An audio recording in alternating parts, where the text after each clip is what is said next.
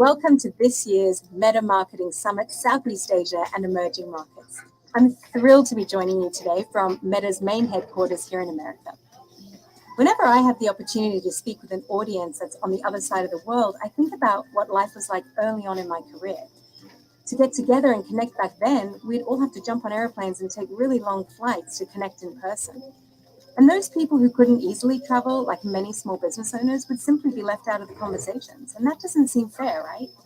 But look at us today. Just like how the internet made it easier for millions of people to start their own business, technology has made it so much easier to democratize the way that we connect. And this year, our connection at the summit is growing even bigger.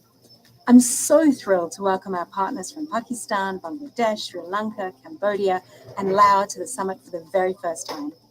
Quite literally, we're making connections today for tomorrow, and we have an incredible day planned for you. Later on in the summit, you'll hear from some of my colleagues who'll share the advancements and tools that will help more of your customers find the products that matter most to them. This region was one of the very first to show us how business messaging helps remove the barriers between you and the customers you want. So today we'll explore additional opportunities to bring people even closer to you. These are areas like discovery commerce. You know those moments when you're scrolling through your Instagram and you come across a new product or service that feels like it was created just for you. Today you'll hear more about this innovation and how it can get you closer to your customers. You'll also hear about additional technologies underway that are being built specifically to empower and grow businesses just like yours. And finally, we'll share the latest trends in video and reels, which have become so ubiquitous with how brands and businesses can creatively and deeply connect with people. Of course, we're in very early stages of this journey, but we also want to take you along with us as we uncover everything the metaverse has to offer. I'd like to pass it over to my good friend and colleague, Benjamin Joe, who'll tell you a little bit more about where the metaverse is today and how we're seeing the future of connection. Now, I hope you all have an absolutely fantastic day connecting and learning, and I'll hand it over to Ben. Thank you so much. Thank you, Michelle. Hi, everyone. My name is Ben Joe, Vice President for Southeast Asia and Emerging Markets at Meta, and I want to welcome you all to this year's Meta Marketing Summit. As Michelle mentioned, we are early in this metaverse journey, and we're making steady progress. With this, I'll be sharing with you three main topics today. First, I'll talk about the significant investments that Meta is making in the region to build for the metaverse and to drive economic growth. Second, as we're building the bridge to the future, I'll share how immersive experiences through augmented reality can connect us all and have started to be adopted in our region.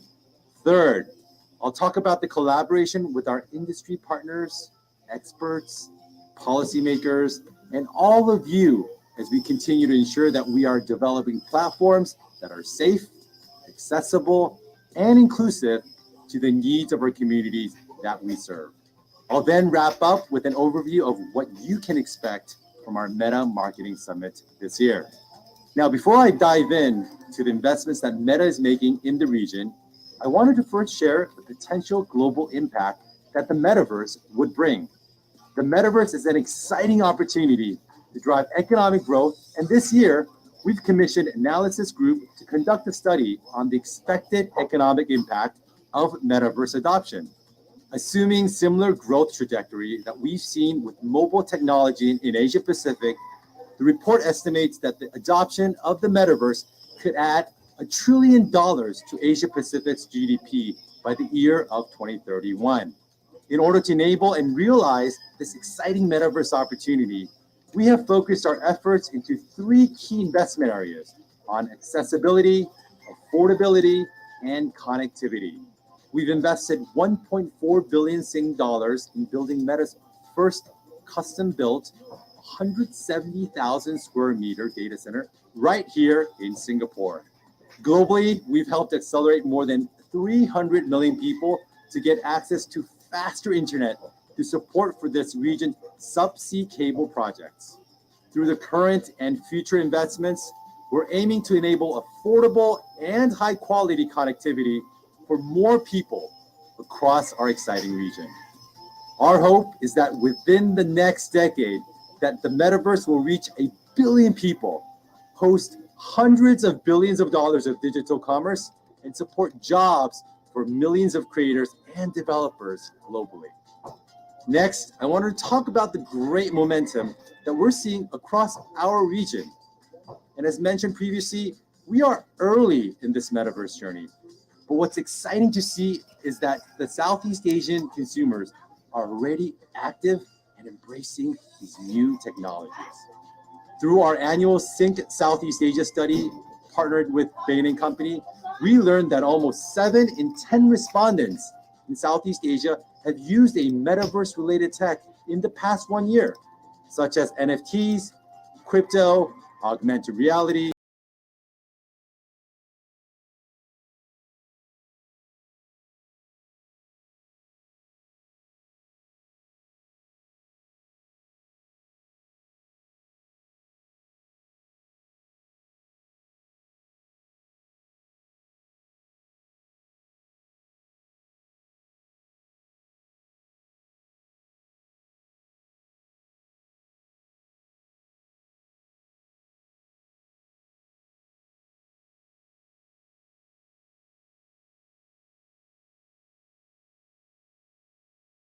To help build communities is with a project called My Favorite Days. It's an augmented reality children's storybook project based here in Singapore, with the story centered around the heartwarming interaction between a little girl and her grandfather on a journey of discovery. The AR pop-up storybook incorporated iconic local landmarks, such as a famous children's playground with a tile dragon that's being brought to life with our AR technology. This pioneering project not only helps bring awareness about community history through more immersive storytelling for all ages, but can be used to further promote tourism across this exciting region. Additionally, in the Philippines, we also celebrated a key cultural moment through AR with our Walk with Pride 2022 campaign. We collaborated with Filipino visual and Spark AR artists to transform the Pride colors into a vibrant runway, with creative elements supporting the advocacy of the LGBTQ+ community around inclusion, acceptance, and love. And in emerging markets like Bangladesh, we collaborated with a local artist and AR creator that gave people the opportunity to celebrate the Bengali New Year virtually and share the festive vibes with friends and family without leaving their homes. While building all of these emerging technologies, we believe that it's important for us to continue proactively engaging and cooperating with our communities and policymakers, so we can develop the right training programs and regulations as we begin building for the metaverse. As part of our key initiatives, we created the Meta Immersive Learning Academy in Indonesia and Singapore, where we help communities to learn and experiment with emerging technologies. In addition, we've also made a $50 million USD global commitment to support research in privacy and safety for these emerging technologies by partnering with Singaporean, Hong Kong, and Korean universities in order to develop the right regulations and help us prepare the next generation of computing. Aside from the investment that we're making in these emerging technologies, we also continue to invest in building the communities that we serve through our key in-country programs, such as Rethink Digital, that is designed to aid tech users on how to become responsible digital citizens, as well as Shimi's Business, a digital entrepreneurship program designed specifically for women to help them gain economic opportunities in the digital world. So far, I've talked you through our investment initiatives, the exciting momentum that we're seeing, and the partnership approach that we're taking as we're building for the metaverse. And I know many of us are excited about the future and how technology will change how we work, live, and play. These technologies will not only help businesses today, but will also serve as a crucial part of the metaverse ecosystem. And with that said, today we're excited to share how businesses can start stepping into the metaverse, and we together can build for the vision. At this year's Meta Marketing Summit, Southeast Asia and Emerging Markets, that's why our theme is where today meets tomorrow. We will share how meta technologies help people connect, find communities, and grow their businesses. And our hope is that at this summit, we can bring together businesses and communities to celebrate the milestones that we've achieved and share the plan for our future together. Our global and regional leaders will share some key highlights around technologies and trends impacting our businesses today, including discovery commerce and how discovery through innovation allows brands to engage with their consumers through personalized experiences, how meta technologies empower small and medium-sized businesses across diverse industries to innovate, connect, and grow sustainably, and also about reels and video and how you can ignite your creative storytelling to make best-in-class content to entertain, inform, and connect with consumers and communities. Based on these three key themes, you can choose how you want to enjoy the summit this year, as we're offering these three options. First, you can continue with us in this planned agenda with interactive elements, such as live Q&A with meta experts to answer your questions.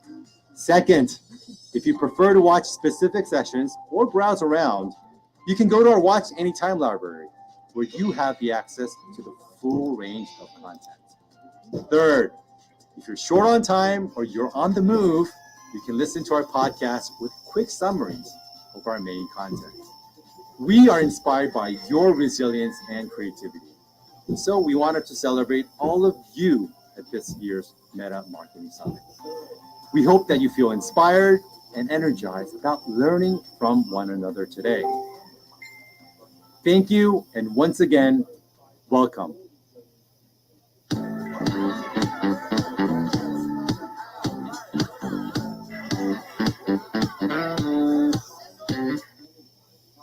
Hi, my name is John Rubio, and I'm the Country Director for Meta here in the Philippines. Thanks for joining us at Meta Marketing Summit Philippines 2022. At Meta, one of our core beliefs is to build products that will help people connect, find communities, and grow businesses to be the intersection where businesses meet communities. We want to reiterate our commitment to this ideal by bringing these groups together, celebrating successes, and planning for the future, as reflected in our theme for this summit. The metaverse is a key part in our mission to forge these connections. It may be early days still, but we're already seeing momentum across our region, with many brands and companies starting to build for the metaverse, using AR to build compelling campaigns and ads that resonate with people. Take Samsung Philippines, who ran a campaign with us using augmented reality ads to launch its new phone, providing an interactive digital product experience and earning a 19-point conversion lift on purchases. We are also leveraging immersive experiences to help strengthen community rapport. In collaboration with Filipino LGBTQ+ artist Brent Sabas and Filipino AR Spark artist Mitsuko Ono, we launched the hashtag Walk with Pride AR filter on Instagram and Facebook, which encouraged Filipinos to walk the virtual Pride runway in support of the LGBTQ+ community. But there is still room for progress in terms of accessibility, affordability, and connectivity in the region. And with support from our industry partners, experts, and policymakers, we're pulling in significant investments to bring all of these to fruition. In the Philippines, we envision a future where Filipinos can use the metaverse to enhance how they connect with each other. The next few years will be a chance for us to build the foundation, which we will nurture over time. In line with our commitment to improve connectivity and accessibility in the region, Meta continues to invest in subsea infrastructure. The Philippines can gain an estimated $34 billion in additional GDP between 2021 and 2025 from Meta's submarine cables, supporting up to 380,000 jobs by 2025. When the pandemic started, we shifted our upskilling programs from in-person to online training. We reoriented the components to address the arising needs of our micro, small, and medium entrepreneurs due to the unique business challenges posed by the pandemic. Boost with Facebook, now called Metabus, added modules on well-being, mental wellness, self-mastery, and business resiliency, including redesigning your business model. Designed with a blended learning method, we added a component of online mentoring for the MSMEs with some of our Meta employees as mentors. Our hashtag She Means Business program expanded its components to include business resilience through financial education training to support women entrepreneurs so they are equipped with business knowledge and they can gain access to financial support from government and financial service providers. And despite pandemic limitations, we trained over 29,000 local MSMEs from 65 provinces from 2020 to 2021. Further to our commitment, we have dedicated time and effort to inform people, communities, and businesses on the value of forging connections using the power of meta technologies. Our aim is to empower businesses, whether big or small, by equipping them with the tools and knowledge to reach their audiences and grow. Our video solutions, such as InStream and Reels, play a vital role in building a connected brand, while our discovery commerce ecosystem acts as a point of connection between products and people. Our business messaging apps through Messenger or WhatsApp enhance relationships between companies and customers through chat. Through our annual partnership with Bain & Company, we also continue to analyze the latest shifts in the digital economy. And as we move towards an endemic and face the onset of economic uncertainties, Filipino digital consumers have remained resilient by adapting to change at every turn.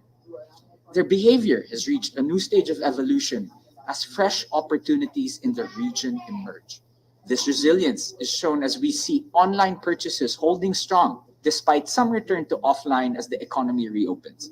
The number of Filipino digital consumers is now 67 million versus 63 million in 2021, which now equates to 87% of the 15-year-old plus population.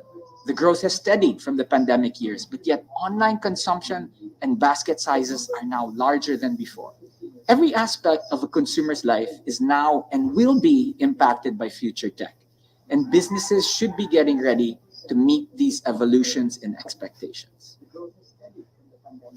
I'm Sue Stevens, and I lead the business growth team for Meta here in the Philippines.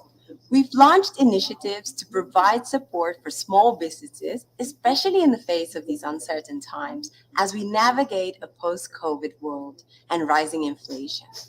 We see this in the stories of businesses like Terra Plantain, who offer terrariums as an alternative to urban gardening. 80% of their customers came directly from their Facebook page, and the rest from their Instagram account, with Facebook Messenger and Instagram as their primary channels to communicate to their customers. This humble business has seen 14 times return on ad spend, with 90% of their conversions coming from inquiries while using Meta technologies. Likewise, we've also spearheaded several programs, initiatives, webinars, and events to inspire and inform large businesses and brands amid global changes and trends that transformed consumer behavior. And we delight in the success story of local brand Cobra Energy Drink, who launched a standalone campaign using in-stream ads and were able to achieve a 6.4 lift in standard ad recall. That's 20% higher than the average benchmark in Philippines and across Asia Pacific. Meta's apps are an avenue for people to connect with friends, neighbors, colleagues, and people from all over the world who share a common interest. More than 600 million people are a member of a group on Facebook that they consider to be meaningful in their life. We believe in the power of community, in helping to build but also strengthen connections and bring about positive change. As part of our ongoing commitment to empower Southeast Asian communities, we've launched various initiatives, such as the Facebook Community Accelerator program, to help leaders turn their impactful ideas into action. In this program, they can benefit from training, mentorship, and funds to help them invest in an initiative that will positively impact their own communities. Participants from Asia Pacific, including the Philippines, represented a diverse array of communities and addressed a range of global challenges, such as those that are related to education, diversity and inclusion, equality, health and well being, but also parenting. I want to highlight one of the stories of these inspiring Facebook community leaders. The story of Francis Cabatuan, who founded Home Buddies, that now has a community of 2.5 million Filipino home enthusiasts who share accessible home inspirations and educational content so every Filipino can live in homes that follow safe building standards, have clean toilets, and are well ventilated and are made to foster loving and supportive families. The community hosts activities every week, such as Monday Market for small businesses to sell home related items to their members, webinars for member education, and several raffles for brand and member engagement, and so much more. Francis was awarded 30,000 US dollars in additional funding via the 2021 Community Accelerator program. We continue to strengthen our commitment by ensuring a safe platform that will enable social and community impact. I am Claire Amador, Head of Public Policy for Meta in the Philippines. Meta builds technology that brings the world closer together. But for people to actually want to use this technology, they will need to feel safe. Protecting the safety of our users is one of our most important responsibilities and a top priority for the company. We work with safety experts, academics, NGOs, human rights organizations, and government entities to continuously promote online safety through campaigns, engagements, and partnerships. These help us develop policies, build tools, and create safety resources and programs. We gather feedback from over 500 safety organizations, industry partners, and from our community worldwide to shape our work, continue making progress, and stay ahead in finding ways to ensure the safety of our community. In December 2021, we published an independent human rights impact assessment report on the role of our platforms in the Philippines. This assessment found that meta platforms are widely used and have positive human rights impact in the Philippines, as well as salient human rights risks. We're constantly working to evolve our products, policies, and processes to address the risks identified in the report and have committed to implement many of its recommendations. To empower our community on how to better use our services and keep them safe, we have expanded Digital Tayo, our flagship digital literacy program in the Philippines. We have included new modules on civic education, focused on community engagement and empowerment. Together with our partners, we have trained over 400,000 people in person pre-pandemic and have reached over 6.5 million people online from 2020 to date. We also launched the Instagram Parents Guide to educate Filipino parents on IG safety features and to empower them to initiate conversations with their children on online safety and mental well-being. Supporting parents in this day and age is important for us, and we are prepared to make further investments to help keep families safe online. We also make sure we support you in your civic duties.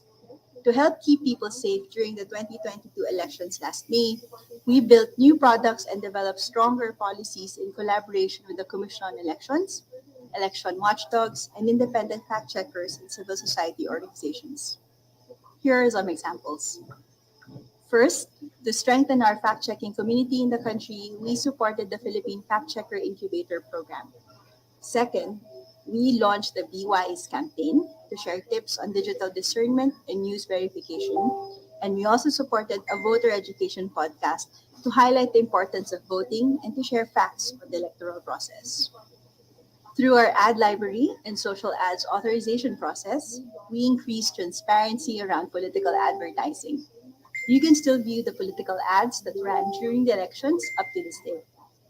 Lastly, We also organize various capacity building activities for government agencies, election watchdogs, NGOs, political candidates, and even ad agencies to inform them about our policies, services, tools, and reporting mechanisms in relation to the elections, as well as to gather insights and recommendations to mitigate risks that our community may face during that period.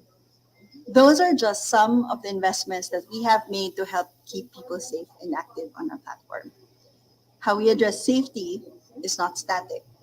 We will continue to evolve so you can stay safe as you explore your interests and connect with the people you care about on our platforms.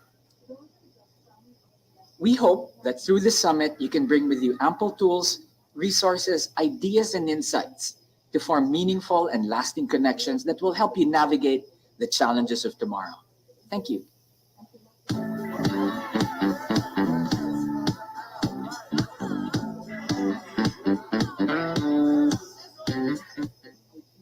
Hi everyone, welcome to Meta Marketing Summit Southeast Asia and Emerging Markets. I'm Chloe Lim and I'm the Director of Global Customer Marketing for APAC at Meta. The metaverse has been the topic of interest these days, and today we're going to discuss what is the metaverse, what does it mean for businesses in Southeast Asia, and how businesses can start stepping into it. I'm very excited to have Karen Teo, VP, APAC Global Business Group Mid-Market, join me in conversation today. Welcome, Karen. Thanks, Chloe. Before we dive in, Karen, can you tell us a little bit about yourself? And I'm interested to know, what was the biggest technology shift that made a strong impression on you? I'm really excited to be here. As you mentioned, I'm Karen. I've been with Meta for just over 8 years now, and I'm also the POC for the metaverse, go-to-market narrative here in APAC. In terms of the strongest impression from a technology standpoint, I don't know, Chloe, if we're from the same era, but a long time ago when I first started working, this thing called video conferencing was a big deal. It really required you to book a space, and then you go into this room where it's all set up before you can video conference with people from across the world. And you fast forward to today, not only are we able to video conference all the time, not just on our laptops, on mobile phones, even things like the portal, right? I remember during the pandemic when my parents were able to just connect with their grandkids, the grandkids will call them and the portal just press a button and that's it. It's become so evolved and so accessible over the years. Thank you so much, Karen. We're definitely from the same era. I can totally relate. I spent a large part of my professional life outside of Singapore. It was very enriching, but there were trade-offs as well. Mainly, I really miss being with friends and family. And I went from making weekly audio calls to be able to hear, see, share on messaging apps what everybody was doing in their daily lives. And that made me feel really, really connected. So I can completely relate. I think it's really amazing that over the last few decades, technology has removed barriers to connection and expression. It has democratized our ability to connect with each other. These shifts have radically changed how we connect, learn, shop, and work. What's heartening is, in that process, issues like distance and cost became less and less of a barrier. We're now at the beginning of the shift from the internet to mobile to the metaverse, and there's a huge interest around the topic of metaverse. According to Meta Foresight, we saw conversations on Facebook around the term metaverse grew 7 times over the last 15 months. Karen, given the level of interest and discussions, from your perspective, how do you think the metaverse can potentially change businesses, industries, and actually the world that we live in? Well, today most interactions on apps and devices are flat, they are framed, and are almost always brokered by a screen, right? But the metaverse is going to be significantly different from what we think. The platforms and experiences that make up the metaverse will take up what we love about the internet, things like connections, experiences that are impossible in the physical space, and make them so much better. So with the metaverse, the way we look at it is you won't just be looking at it from the outside, you'll be inside it, and the possibilities of what the internet is literally laid out at your feet. And also in the metaverse, if you think about it, every one of us will be represented by a version of ourselves. right? Our avatars, or maybe even a few different avatars, depending on the situation in the metaverse that you're in. We will be able to experience things like a virtual world home.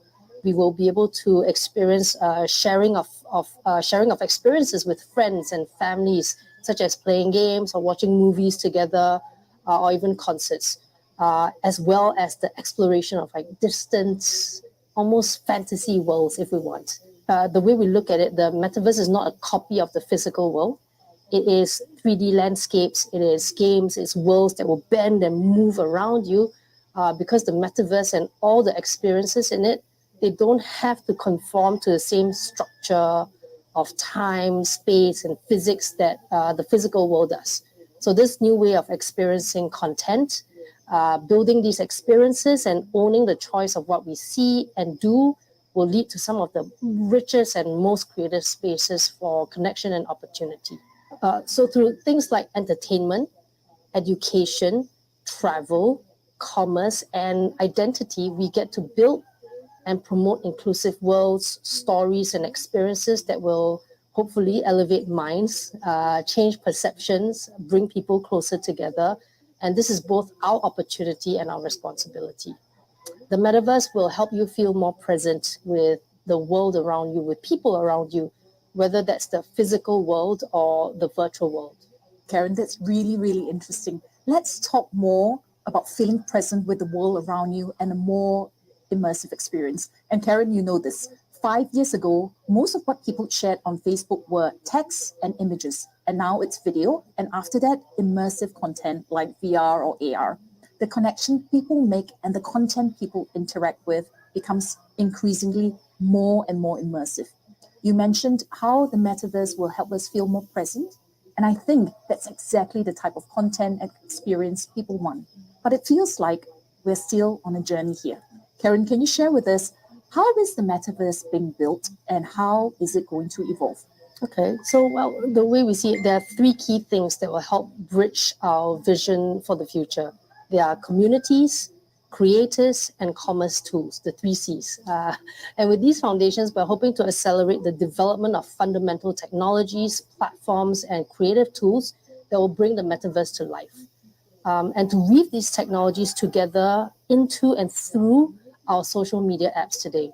It's really important to note that to bring the metaverse to life, we need to co-create, which will be the center of everything starting now. Future experiences will not be built by only us at Meta or just any other single entity. Instead, the metaverse will be built by people, creators of every kind, businesses, developers, policymakers, and more. We're at the start of this building phase and the evolution of community, storytelling, and commerce. Across all of Meta's technologies, we've seen how people connect and evolve over time as needs and passions shift. For example, we talked about video before this, group video calling with AR filters that helps people feel together despite the distance while making it super fun, right? On the portal, remember we tried all that. And on Horizons World, it's a social experience where you can explore, you can play, you can create, like literally build new worlds, right? And discover new places with friends. You can solve interactive puzzles. You can form teams to compete in action-packed games. Like for example, if I have to do a seg race in real life, I will suck, but in Horizons World, who knows, I may be really good at it. You can design worlds of your own or get to know other members of the community or be inspired by their creations. In Horizon Worlds, you are not just a visitor, you are a part of what makes it great. Oh, yes, Karen, we've definitely seen many examples of brands that are also innovating and interacting with customers beyond what we've traditionally known to be possible through virtual reality experiences.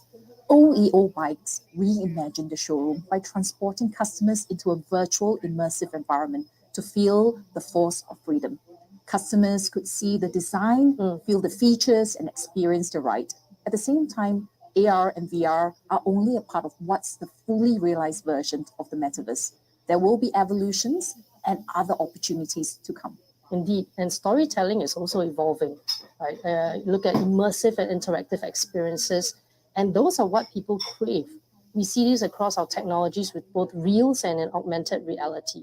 But tomorrow, we think we will be experiencing content in new ways, right? Through new technology like smart glasses, virtual reality headsets like MetaQuest.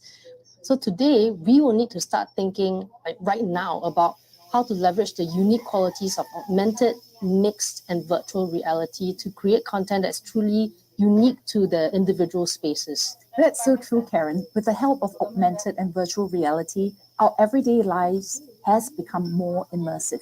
As people, the way we interact with content becomes richer with layers of meaning and emotion to the physical environment around us. And we're seeing more innovative creators leveraging this and taking storytelling to the next level. There are more than 700 million monthly users of AR across all of Meta apps and devices. And there are 400,000 Spark AR effects creators around the world. Many of them are in our region. I'd like to share a story about creators from Indonesia, Raffi Ahmad and Nagita Savina, who partnered up with Filtergoo.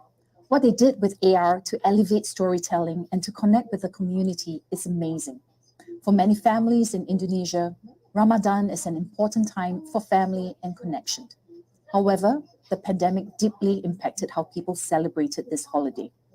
Raffi and Nagita created an AR-enabled game to help Indonesians celebrate Ramadan together from the comfort of their homes.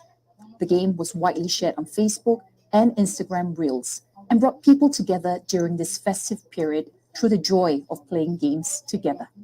It sounds fun, and that sounds like amazing storytelling. I need to find and try out this effect for sure. So storytelling aside, we've got communities evolving and storytelling really being taken to the next level. And last but definitely not least, commerce is going to evolve as well. People nowadays discover amazing new products and services. And at Meta, we believe that the metaverse will be the biggest opportunity for modern businesses since the creation of the internet. I know those are big words, but commerce across our technologies continue to evolve, like with the added benefit of AR commerce in Instagram and Facebook virtual commerce is not totally unfamiliar to consumers. Games have been relying on sales of virtual objects to maintain gameplay. But in the metaverse, we will have the need for both physical as well as virtual commerce and ways to connect the virtual items to the physical world. I think that's super exciting. So today, Meta is building the bridges from our apps and 2D screens into more immersive virtual experiences. So imagine this. You take your Facebook or Instagram shop, right? And you turn it into a virtual space in the metaverse for people to experience your products and brand just as they would physically in an actual physical shop, right? Or car dealers. Instead of people going to their car showrooms to test drive, you can find new customers if they were to offer virtual test drives in the metaverse that are scheduled on Messenger or WhatsApp. Karen, you talk about commerce and shopping. How about service-oriented businesses? How can they play a part in the metaverse? Well, they definitely can play a part. Service-oriented businesses, both big and small, imagine like painters or internet service providers. You might be able to conduct home consultations in the metaverse without even leaving your office.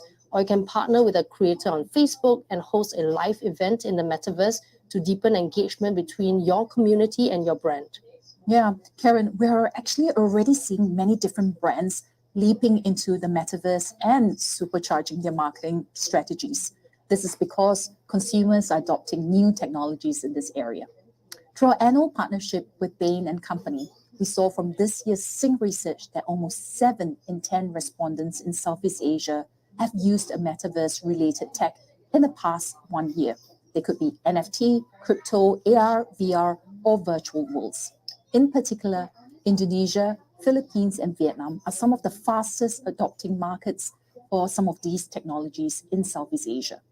I love to share how brands here in Southeast Asia have been inspired to innovate and use these features to advance their visual storytelling and to help their brands come to life and drive results. A great example is Spotify's Only You experience in Indonesia, Philippines, and Thailand.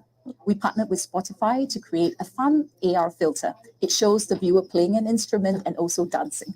It also included photos and video ads that people could use to share their individual listening results from the Only You experience.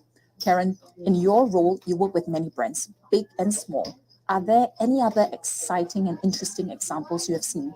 From what I've seen, Chloe, Samsung Philippines also did an amazing campaign for their mobile phone launch. They worked with the agency Starcom Philippines They plan a brand awareness strategy that will increase interest in the Note 20 in an intriguing way and to provide an immersive experience of using the phone.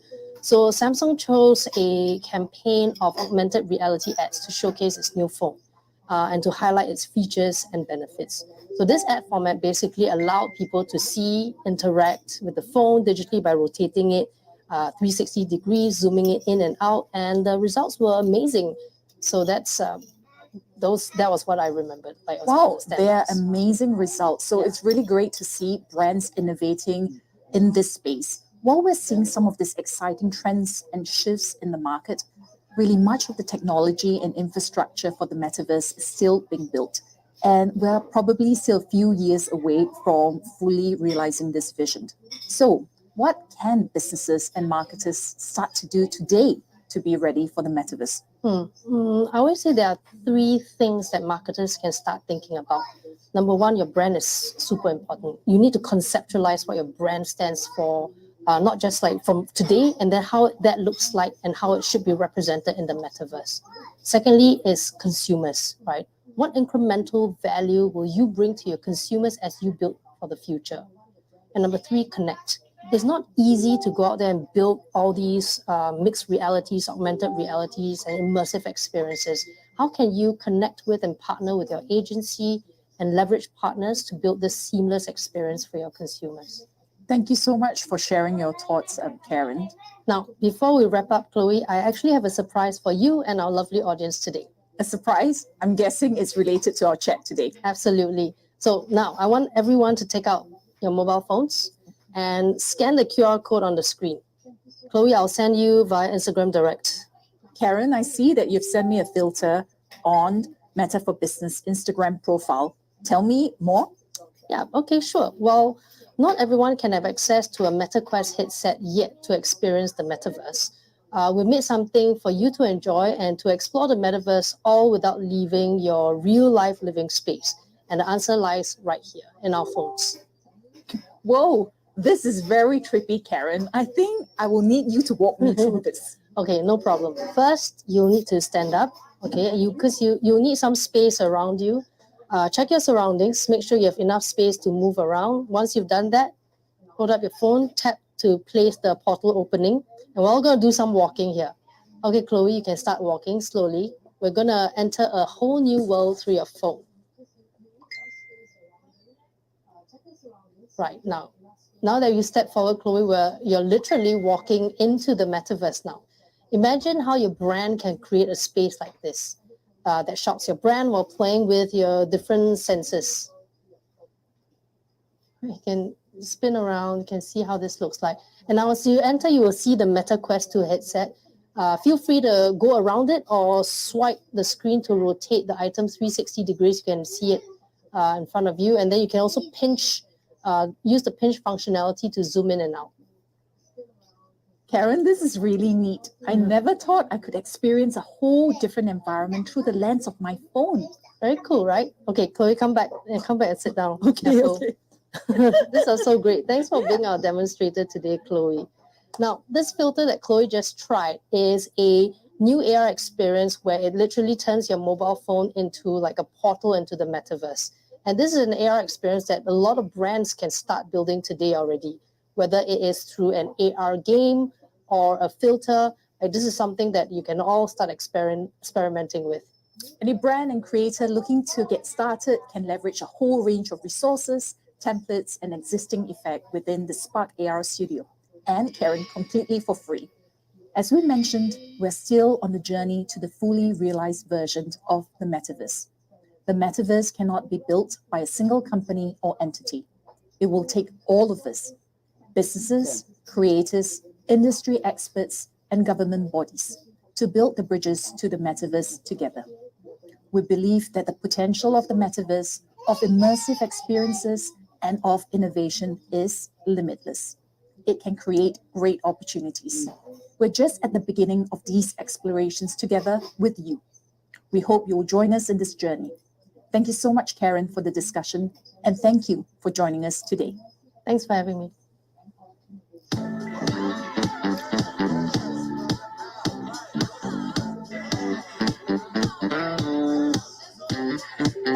Welcome everyone to this year's Meta Marketing Summit Southeast Asia and Emerging Markets. My name is T. Chawadi Wongpayat. I'm the head of GBG Mid-Market, Thailand and Vietnam. And to join me here today, I'd like to introduce Uzi Datta, Vice President of Global Business Solutions, and Phra Damrongmongkol, Country Director, Meta Thailand. Hi Uzi, hi Phra. Thank you, G, and hi, Pre, and everybody in Southeast Asia and emerging markets. I'm so glad to be taking part in this year's Meta Marketing Summit. Hi, Yusi. Hi, Dee. And thanks everyone who's tuning into our session today. We are very excited to have both of you with us today because, as we all know, business messaging is very important and has now become such an integral communication channel for both business and consumers.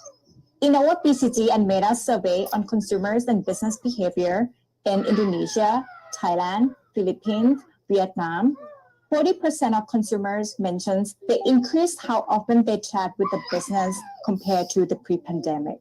So my first question to you is, how often do you use messaging? And what was the last product that you purchased over messaging apps? That's a good question. I actually use WhatsApp every day, and I bought sneakers through WhatsApp. What about you? Personally, I'm a big fan of conversational commerce, so I bought a lot of things over Messenger too. But the most recent one is Summer Top on my summer vacation, and I love it. What about you, Phra? I actually use both Messenger and IG direct message almost on a daily basis. And recently I bought, similar to Yusi, just a few pairs of very nice leather shoes from Instagram direct message. That's great. We all enjoy our shopping experience through messaging. It's undeniable, though, that in the last 2 years, we experienced a lot of market disruptions, the pandemic, the inflation, and supply chain. How can we stay laser focused on the customers, especially during these unprecedented times? That's a great question. At the end of the day, market disruptions are completely unavoidable. So businesses need to stay agile and resilient and constantly adopt new ways to communicate with their customers, right? In fact, 90% of large businesses that we surveyed rated business messaging as a critical part of their overall business model. So, and as the consumers sort of shift their journeys online, especially with the pandemic, it's very important for companies to establish a good relationship with prospects and customers and repeat customers, and business messaging and Meta really helps with that. And we've got a lot of customers who've told us that if it wasn't for business messaging from our technologies, they would have had a harder time during the pandemic. Thanks, Juicy. Business messaging has definitely become such an integral communication channel for both business and consumers, especially post-pandemic. And in the past 2 years, we have also witnessed the agility in businesses adapting to the new normals following the consumer trend. Phra, what are your thoughts on the impact of business messaging to elevate the consumer journey in Southeast Asia? So the key to really lift up the consumer journey is really by combining that customer experience and marketing to achieve holistic purchase life cycle. And we already know that most of our Southeast Asia consumers love to communicate with businesses directly. And this is because there are a lot of growing needs in terms of both direct and personal interaction. And we believe that business messaging is actually that key to help us bring the gap a little bit closer and ensure that we have both personalized connection as well as really direct engagement between business and consumers. And across so many different industries, we actually see that the usage of messaging has gained more traction, and it's even more and accelerated during the pandemic over the past 2 years.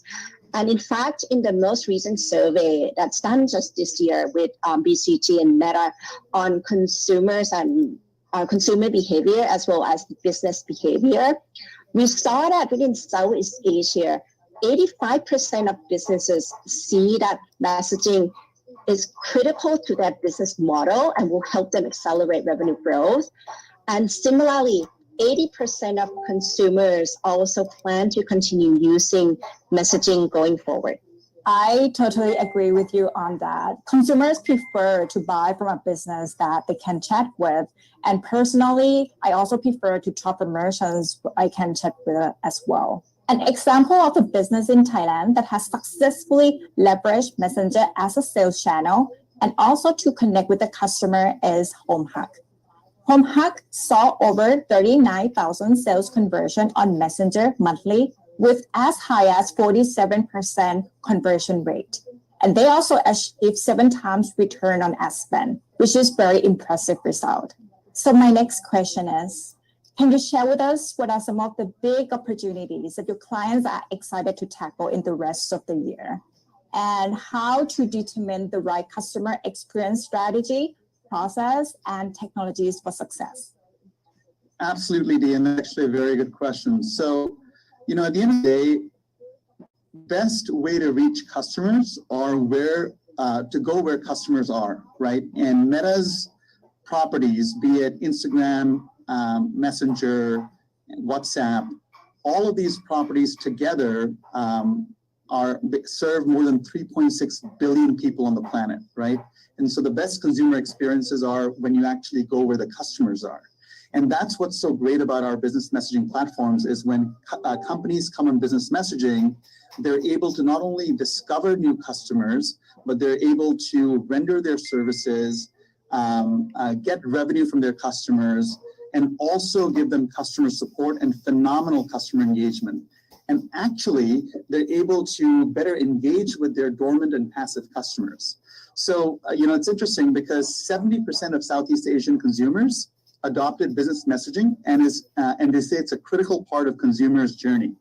And then one of the other stats, which was very interesting and encouraging to hear, was 40% of all consumers mentioned that they increased how often they would chat with a business versus pre-pandemic, right? So when you look at all of these things, you realize how critical business messaging is for the growth of a business, and that is what our customers are using today. I would like to actually expand on Yusi's point a little bit of really going where the customers are. So, it's really key that we saw in Southeast Asia that business messaging is that preferred channel, right? That Yusi's mentioned 70% of the consumers prefer to use business messaging to really engage with talking to merchants, etc. However, beyond the channel itself, where we're engaging with them, it's very important to consider also how the customers want to be engaged with us. So this is really looking at customer expectations. One, whether they have actually agreed to hear from us. And second, even how often they wanted us to reach out to them. So then we can take both of this into account when businesses start engaging with them through messaging. Thank you, both Yusi and Pra. Definitely serving our customers in a more seamless and customer-centric way is key here. Even specialized businesses can also benefit from business messaging to boost engagement and lower advertising costs. I want to give an example of a business in Vietnam, Thu Cuc International Hospital, or TCI. TCI is a privately owned medical institution in Hanoi that provides a wide range of medical services. The company used Pencil, our Meta business partner, to launch new creatives to boost chat with the new audiences. The ads opened up a messenger chat thread that invited people to engage with the customer service team so they could learn more about their services and book appointments. These ads generated 27% lower cost per message and 61% higher message per reach ratio. Impressive, isn't it? So moving on to my next question. We all have seen a major shift to business messaging in the last couple of years. What are some of the top use cases where messaging experiences can drive business outcomes and boost customer experience? Absolutely, Dee. So, we're seeing a lot of things in the market today, right? So we're seeing companies embrace business messaging in their roadmap to significantly improve customer experience and retention. By understanding the key touch points for business messaging within the customer journey and implementing a sort of a retargeting strategy for existing customers, businesses can really increase revenues and increase customer retention with our Meta properties. In fact, using business messaging, they can promote discounts, vouchers, products, and back in stock, and they drive incremental revenue for their businesses. So it's just fantastic to see all the innovative ways that businesses are using business messaging. And really beyond those commerce and shopping use cases that you mentioned just now, another important use case that we see that business love to use messaging is actually around building customer service as well as building loyalty. And we see that business messaging is a very important tool to provide that personalized customer service, but then in a very always on approach, right? So 24/7, you can always text the business that you need help with, and you get response immediately. And for our business perspective, this service also comes at a much lower cost than any other service channel. I would like to just highlight one company who really leverages business messaging to enhance the customer experience. And that company is Indosat or Radio Hutchinson in Indonesia. So what Indosat does is they leverage WhatsApp in order to respond to many customer inquiries as well as drive sales.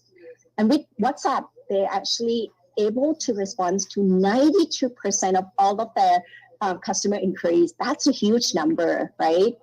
And they saw 168% increase in the number of active WhatsApp users in over just 6 months. And as a result, beyond enhancing customer service, they were able to leverage WhatsApp to cross-sell and upsell and achieve more than 5x revenue growth over just 1 year. Wow, 5 times revenue growth in 1 year. It's really amazing to see how business messaging can be used to drive both business outcomes and customer service here. My last question, and this is for you, Yuzi.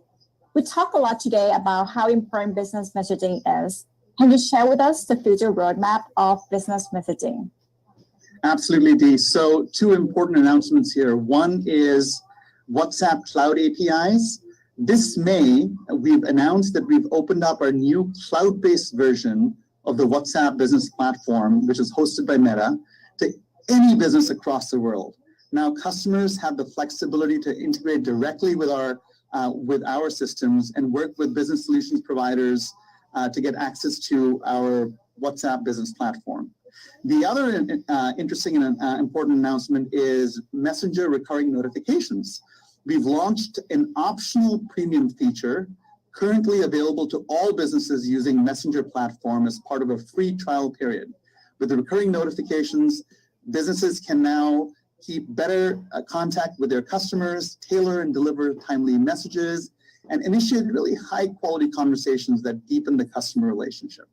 That's really exciting. Thanks for sharing, Yuzi. As always, it's been great to have this conversation with you both, Yuzi and Prair, and I hope our audience find this session insightful and see how business messaging has become such an important communication channel for both business and consumers. Business across industries have been finding more ways to use messaging to connect with their customers, such as customer service, logistic management, and many others. And here at Meta, we have Meta technologies and partners that offer powerful capabilities to help your business start conversation with your customers where they are. Yeah, it's really impressive and inspiring to see how business messaging is providing so many local businesses with opportunities to deliver more and continue to connect with their customers. Thank you, Dee and Prair, Southeast Asia and emerging markets, for having me. It was really, really enjoyable talking about this, and I'm sure we're going to be doing a lot of business in the future. Thank you, Dee and Yuzi, for having me here today. Thank you, Yuzi and Prair, for joining us and sharing your insights today. And thank you, everyone, for tuning in. Enjoy the rest of Meta Marketing Summit. Bye. Bye, everyone. Bye, guys.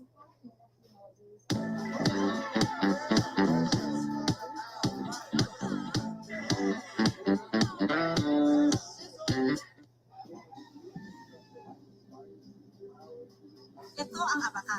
Ito ang isa sa pinakamatibay na fiber sa buong mundo na dito sa Bicol Region matatagpuan.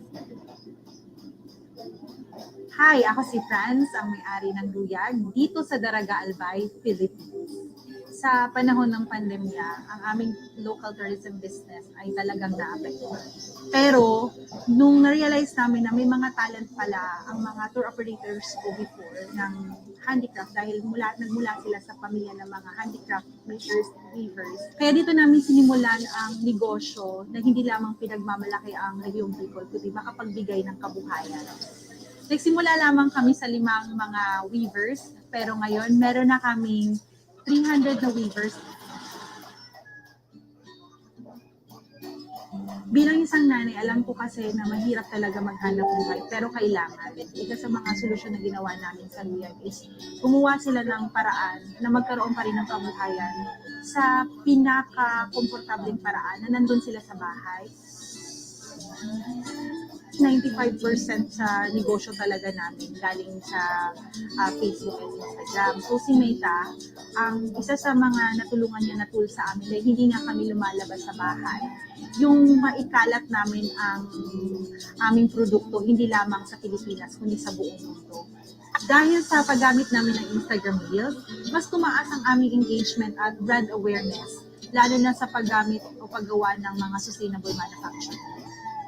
Napakagandang tingnan na ang kanilang mga kabuhayan ay lumalago at nag-improve dahil sa teknolohiya.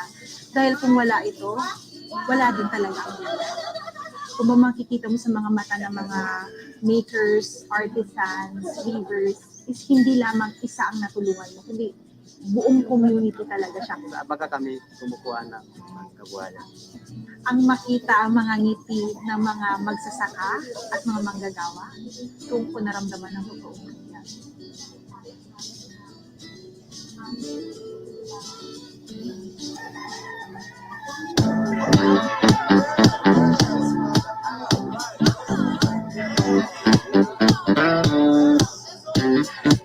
We are really excited to be talking about brand and creator partnership in this year Meta Marketing Summit in Southeast Asia and emerging markets.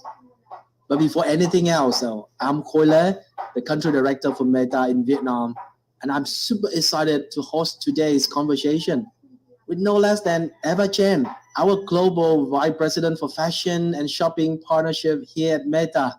Prior to join Meta, she was a beauty editor for fashion and beauty magazines, a children's book author, and a social media guru herself, with millions of Instagram followers. Welcome, Eva.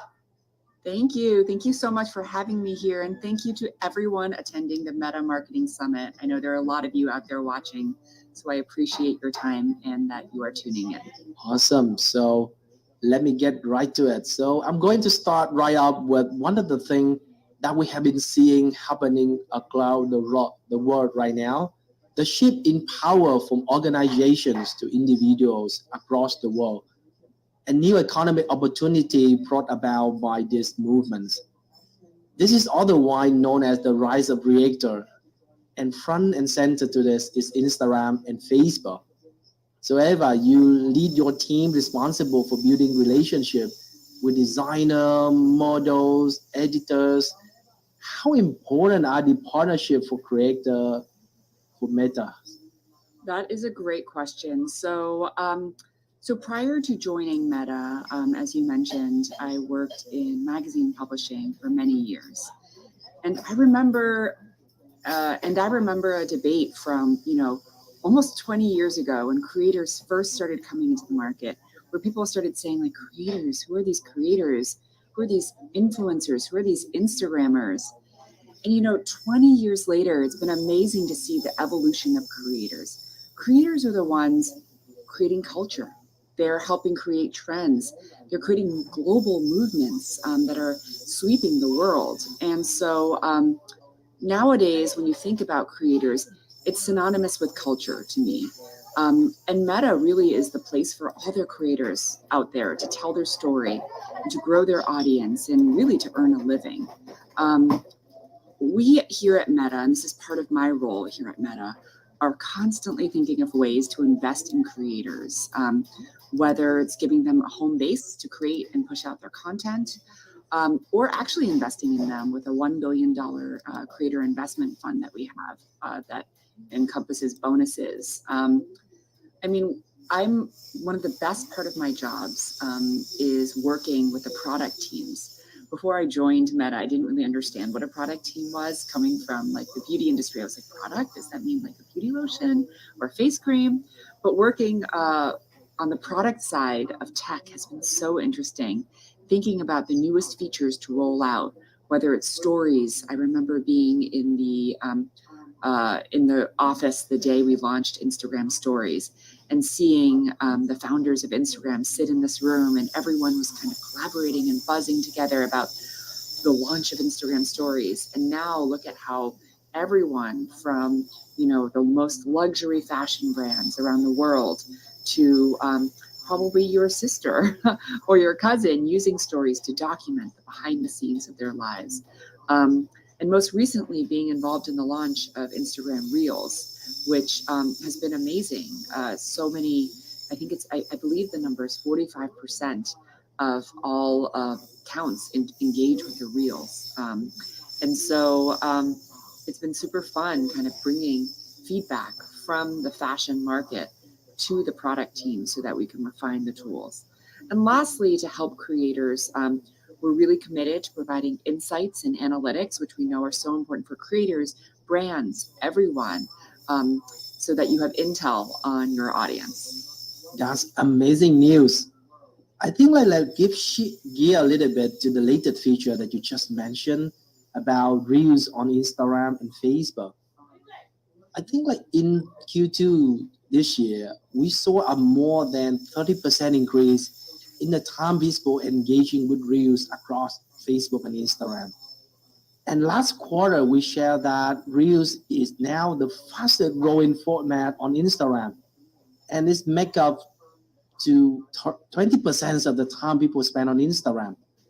Can you just give a little bit more insight on why you think Reels is now become a very powerful format for creator content? Absolutely. So Reels has, wow, like I'm trying not to make a pun, but Reels have really taken off.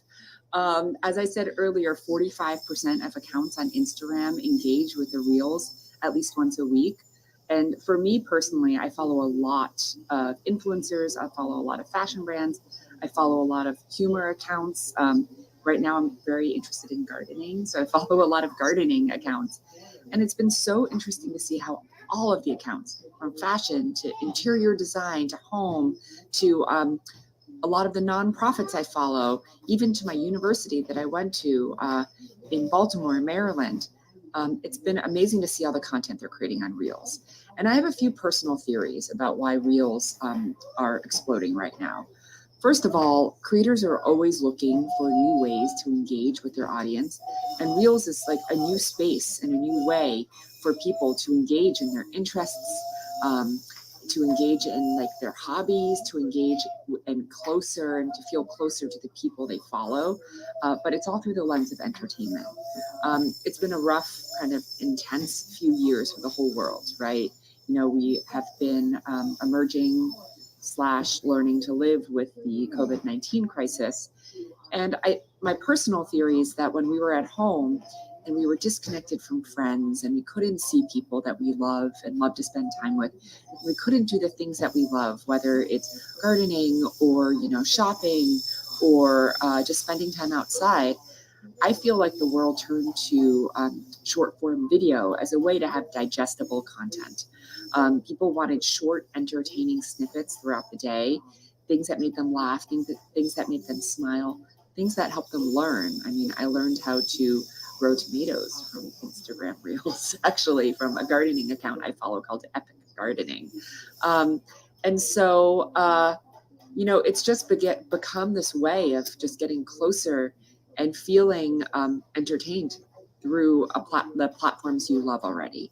And so, I mean, I myself, and I will say this as someone who not just works at Meta, but also as someone who has worked in the fashion and beauty industry for decades. I'm also someone who, like, I guess is like a part-time content creator myself. And I completely understand that Reels is a new format for a lot of people to learn. But as I mentioned earlier, I remember when the Instagram stories launched and people were like, oh my gosh, Eva, like, I have to learn how to do stories. I have to learn how to use stickers. Like, what is this Q&A sticker? What do you mean I can put a timestamp on my story so people can see what time it is or even what weather it is? It's a new format to learn. And I mean, I've worked at Meta now for 7 years. I also remember when we launched non-square photos on Instagram. Do you remember that? Like when it was, first it was squares, and then you could do portrait photos and landscape photos, and people freaked out. People were like, I have to learn how to do a portrait photo. And so what I will say is that, like life, like the world, we're constantly changing. And find the Reels format that works for you. For me personally, it's like, I know that I will never be able to do a lip syncing video. I just can't do it. I don't have the hand-mouth coordination. I can't do it. I know that I'm not great at transitions, the amazing videos that fashion creators do where they snap their fingers and then they're in a new outfit in a new place. I can't do that. I'm just not coordinated. But I really enjoy doing Reels where I'm setting my daily life to a trending audio, or I'm setting a fashion kind of outfit look to music that is popular, like Beyonce's new album or something. And so you'll find the format that works for you. But I mean, to bring it back to your question, sorry, I talk a lot, as you can tell. I basically think the turn to Reels is really just about entertainment and feeling even closer to your audience. So it's so true. I myself following many people around the coffee industry. I love coffee. I make coffee for myself. I make coffee for people, and I love it. And recently, even like, I'm actually starting to buy certain product like the espresso machine, the coffee rider with the recommendation from the famous barista that I follow. And it's actually in the recent study, 58% of the consumer actually bought a new product, just like I did in the past 6 months because of the creator recommendation. And that is fascinating because people nowadays want to spend time and even money with the creator they love. So with that in mind, as creator are building their career, their communities with the audience, they also help building brands. What do you think about like any consideration for businesses and creator they should keep in mind, especially on Meta platforms? That's a great question. I get asked this question a lot. I get asked this question every New York and Paris Fashion Week. I get asked this question around the Met Gala, where people ask, what kind of creators should we be working with? How do we choose creators to work with? And the advice I always give is quite basic. For brands and businesses, authenticity is important. Sometimes you'll see brands and they will work with they will sign a spokesperson or a spokesmodel, and people who follow the spokesperson or the spokesmodel will say, like, I've never seen that person talk about this subject, whether it's beauty or cars or something. Or you want to choose people who have already demonstrated love for the industry that you represent, people who are considered subject matter experts, but also who have a passion for your brand. Choose creators who have the same values as your brand. Choose creators who maybe have already talked to your brand, about your brand, unpaid. People who are already fans. I think that's so important and something that people forget, that it's like you want someone who's already demonstrated interest. You also want to choose creators who are looking towards the future. People who are able to say, who aren't just saying like, I can post like 3 photos. You want people who are like, I have a great Reels idea. It's going to be really funny. I'm going to do this, this, and this. And so people who are quick to evolve, because just like your brand, which is constantly evolving, you want creators who will evolve as well. And lastly, I would say, and this is just like my personal belief, that it's not just about the number of followers that someone has. It is just as valuable to choose creators who, you might choose a niche creator.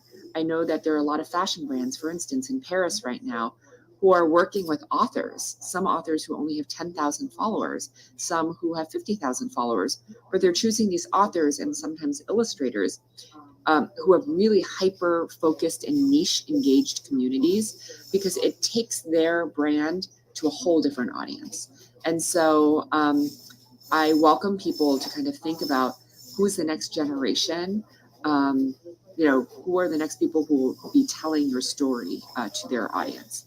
And from the creator perspective, because I know there's some creators watching this as well, you guys as creators have such a special bond with your audience. Your audience trusts your recommendations. They trust your authenticity. They trust your passion. And so what I would say is, if you're watching this as a creator, make sure you're choosing your brands wisely as well.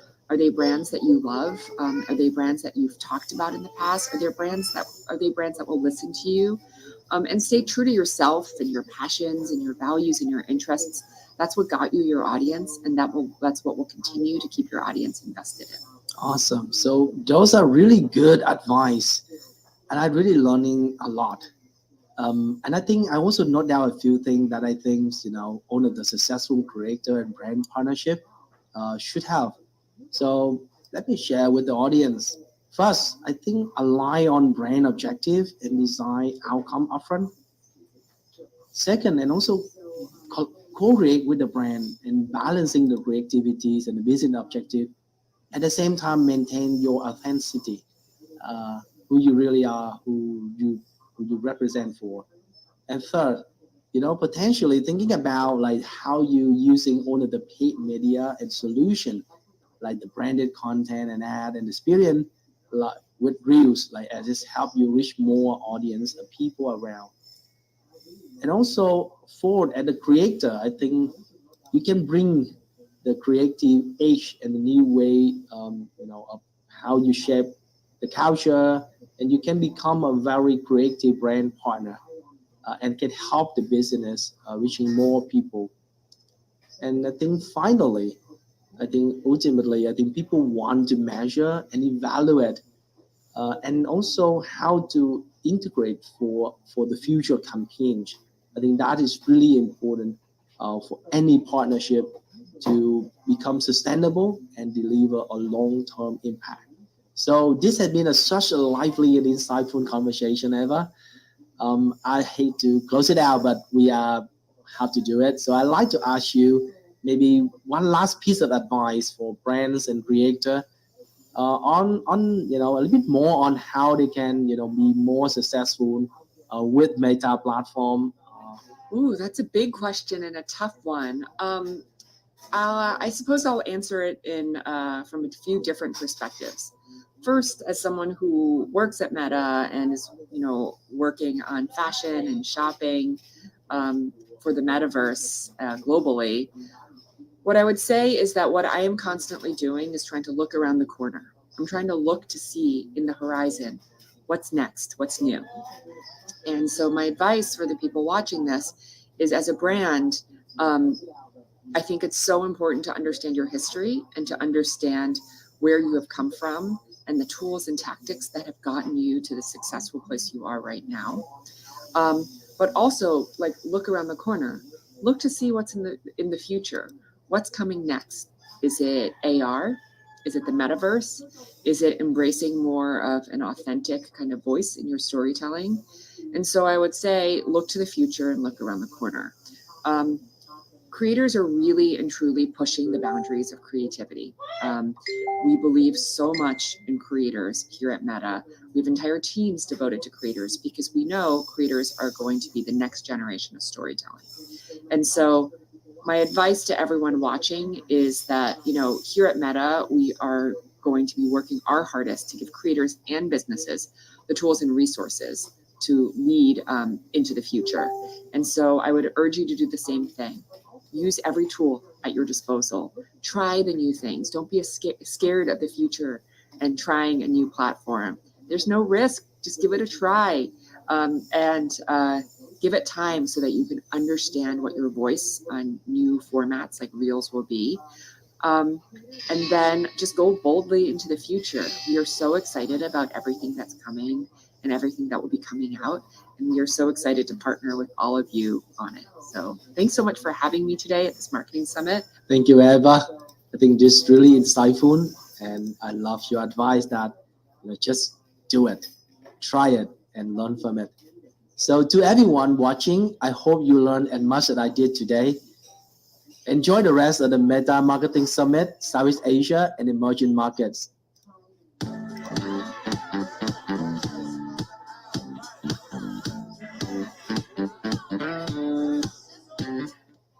Welcome everyone to this year's Meta Marketing Summit, Building Deeper Connections Today and Tomorrow with Gary Vaynerchuk.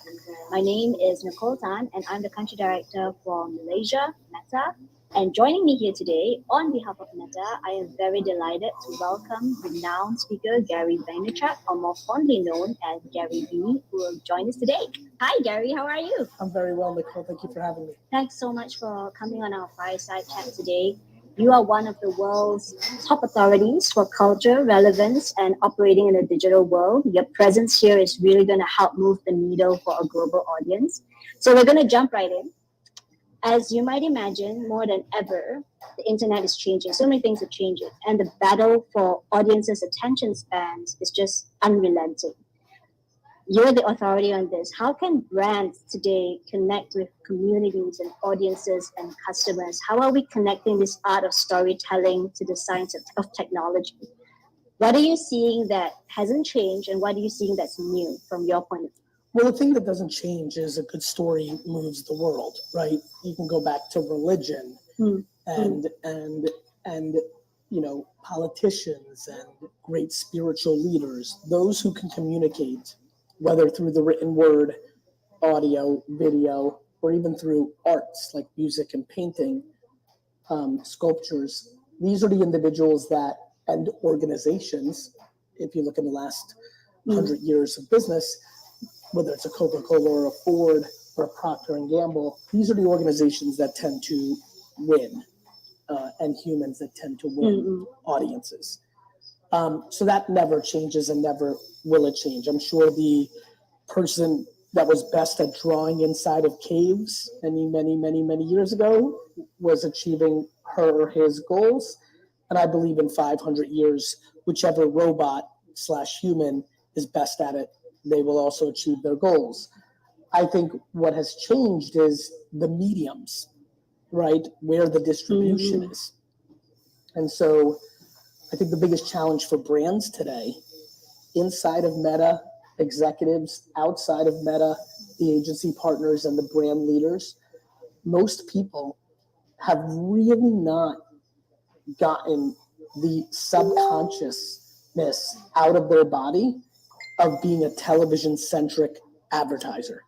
The biggest elephant in the room is that even when you look at the execution with creative against Meta, even the way Meta itself does communication at times on TVC or other places, even the most progressive companies, your contemporaries, the Googles, the Teslas, the Netflix, you know, the casting of the creatives and the decision makers in marketing are still grounded in television mentality, which is very heavily focused on reach, and by nature is not focused on relevance because they're not making enough creative. You cannot win relevance with very few pieces of creative.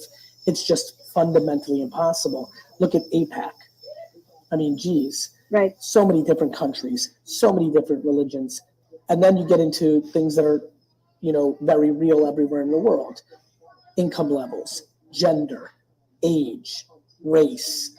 So my hypothesis is that Facebook and Twitter and MySpace, even before them, YouTube, they came along in the mid-2000s, and no different than the radio, the television, or the printing press, they became the communication layer on top of the internet, which is obviously one of the most significant inventions of all time.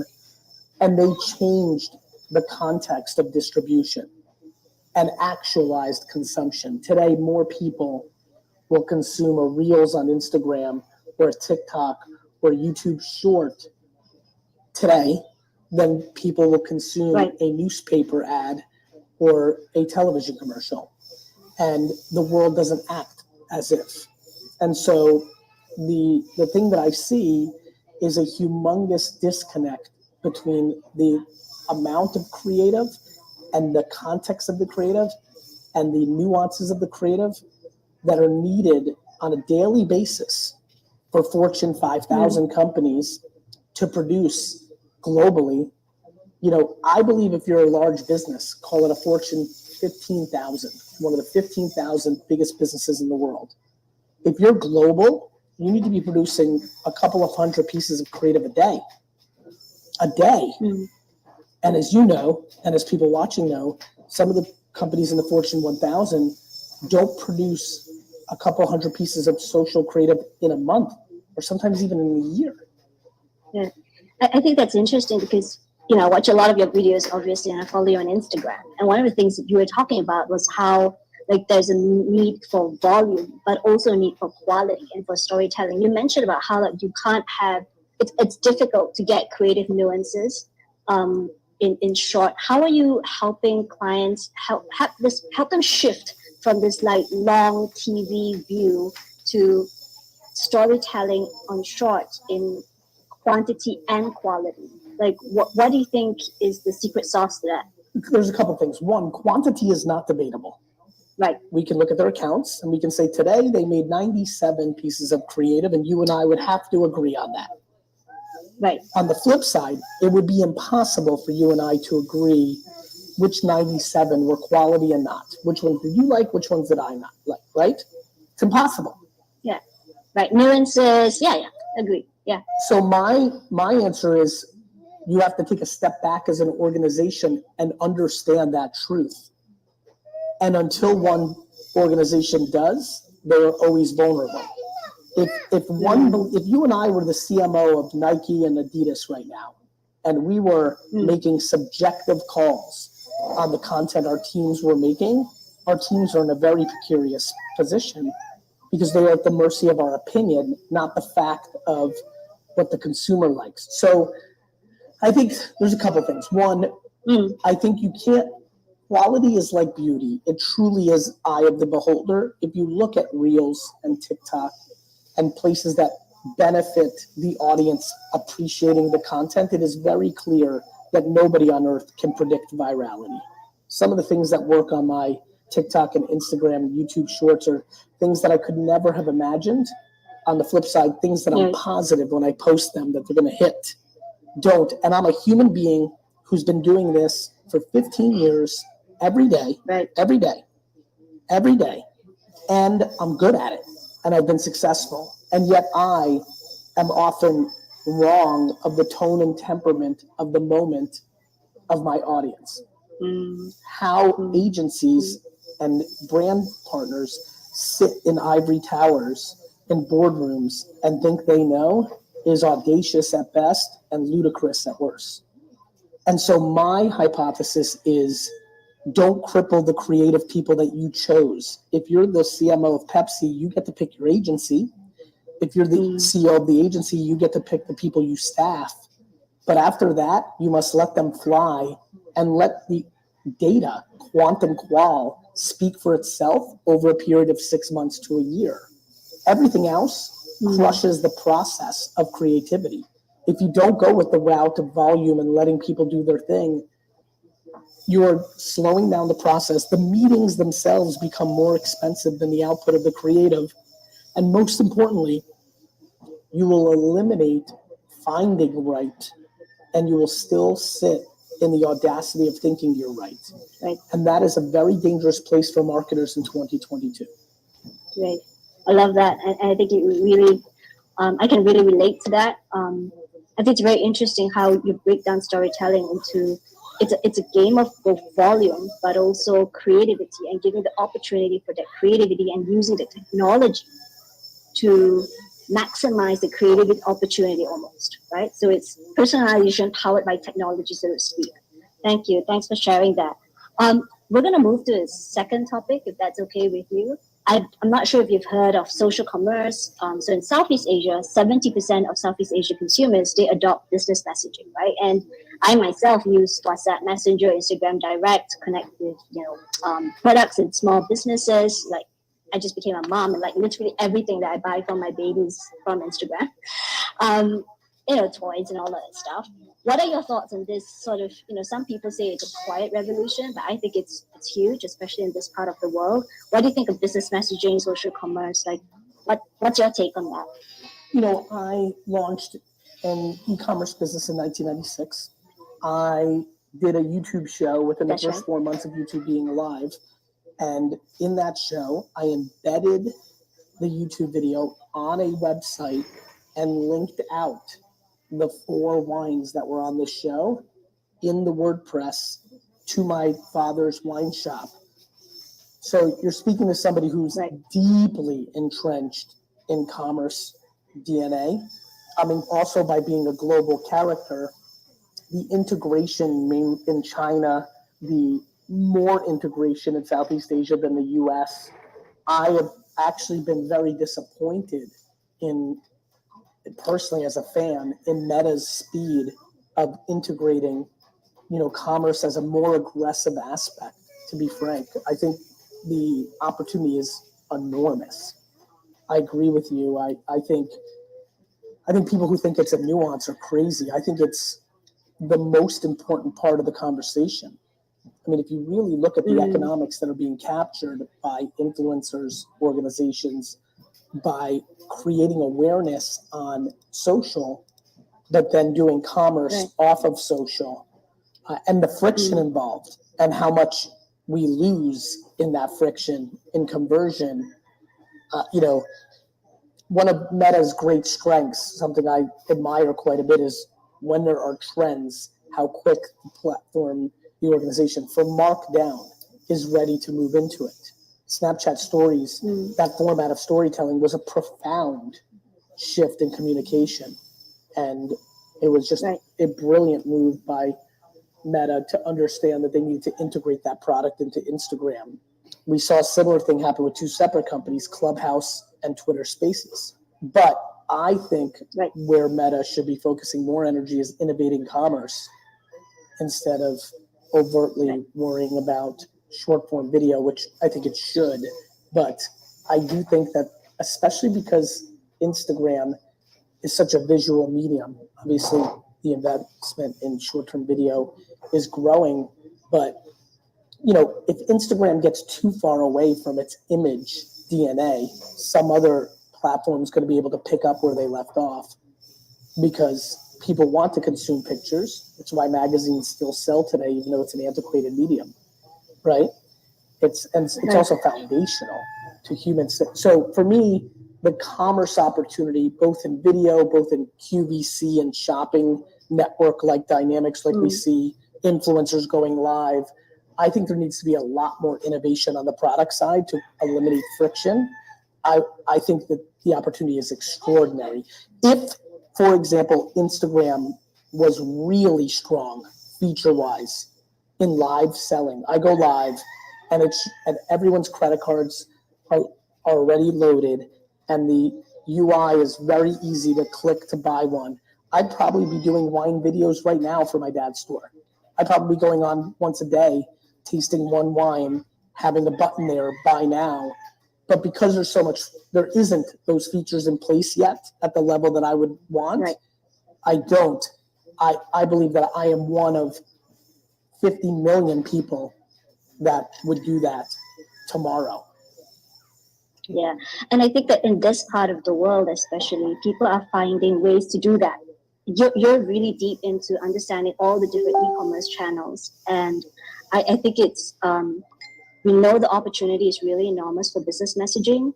And one opportunity, at least from my point of view, being here in this part of the world, is that it's much more personalized. The customer relationship is very different from, say, the fictions that you get, whether it's on websites or even on email or even shopping on the feed, right?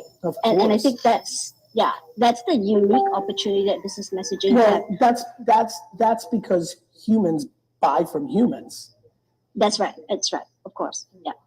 And so, it's one of the last leverage points that a retailer that has a physical location has is their sales staff's high touch.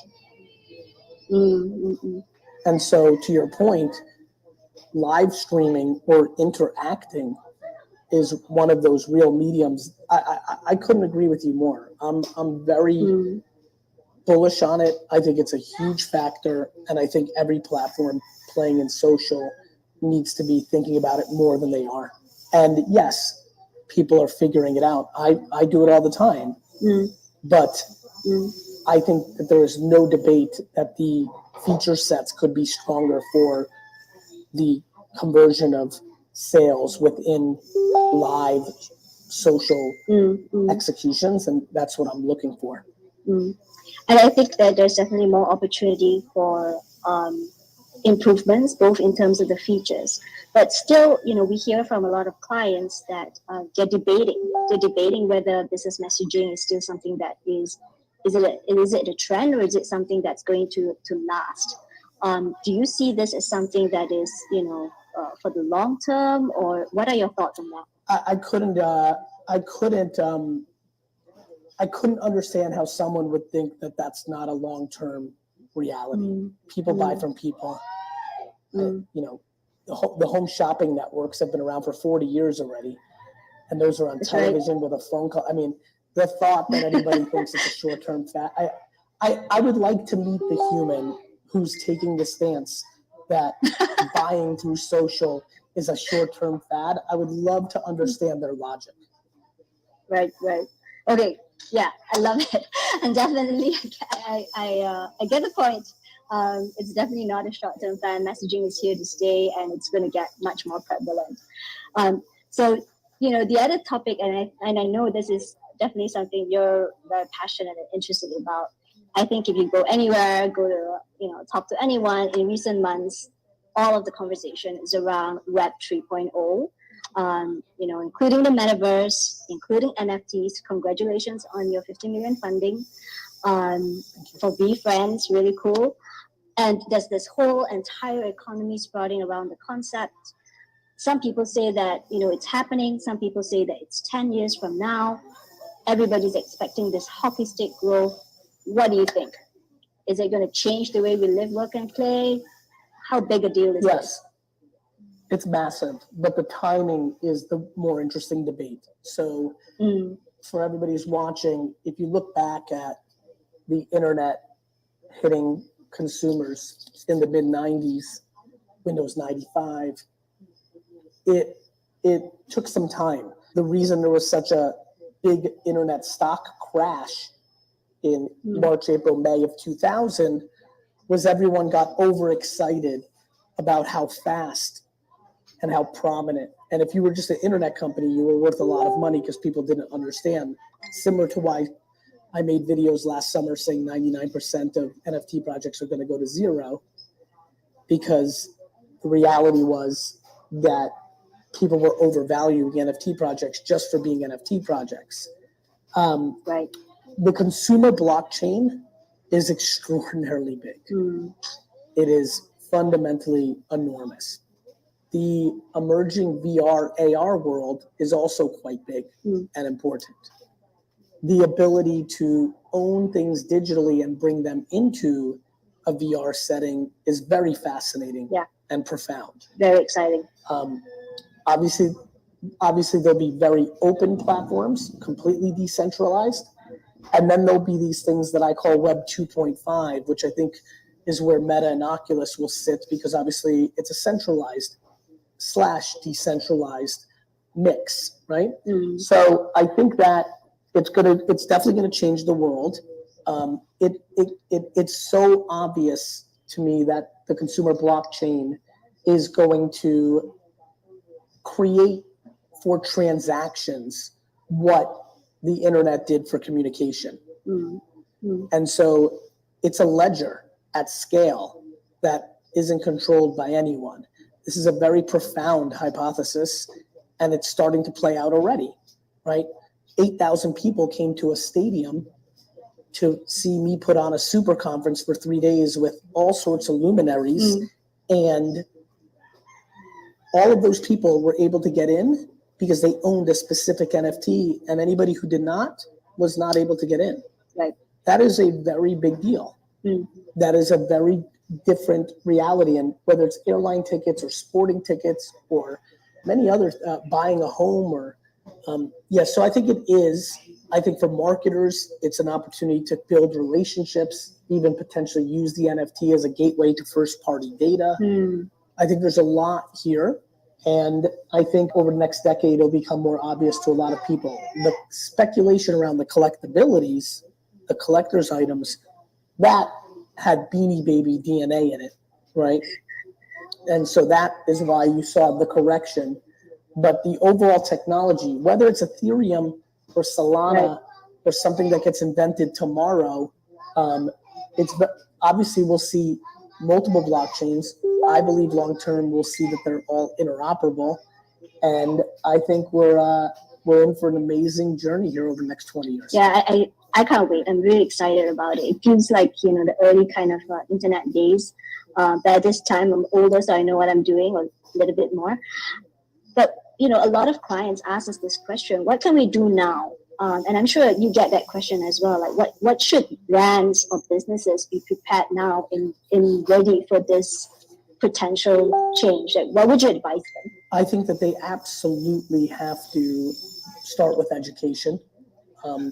They have to know what's going on. Too many decision makers don't understand the platform, the technology. Too many of the top executives have no idea.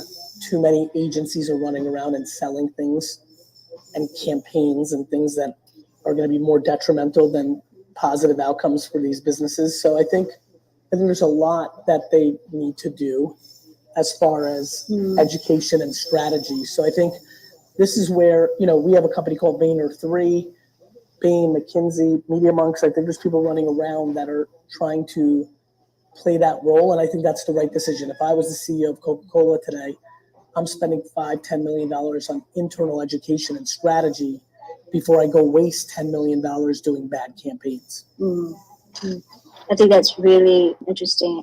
So I know we're kind of running out of time. It's always too short.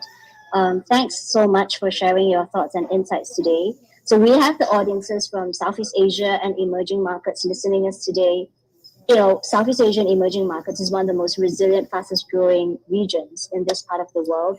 What's the one key takeaway and maybe like a shout out or encouragement for the businesses and for the audiences that we have today? Well, listen, we have almost 300 people in Southeast Asia, all over the region with Vayner. So I'm incredibly in tune to what's going on. The words of encouragement are not needed. And here's what I mean by that. The innovation, the creativity, the ambition is the word I would use. The sheer tenacity and effort that I'm seeing from my employees, potential employees, candidates, competitors, clients, non-client executives. There's such tremendous energy in the region across the board. And, I'm humbled by being able to be here and share with everyone. My words of encouragement would be as simple as keep going. Everything that the region's been doing for the last 2, 3 years, 4 years is very obvious to me to why there's so much innovation and creativity. And I would just say more and more and more. Nice. Thanks so much, Gary. That was amazing. We truly appreciate you joining us today. We hope all of you enjoy the Building Deeper Connections today and tomorrow with Gary Vaynerchuk session. Enjoy the rest of the Meta Marketing Summit.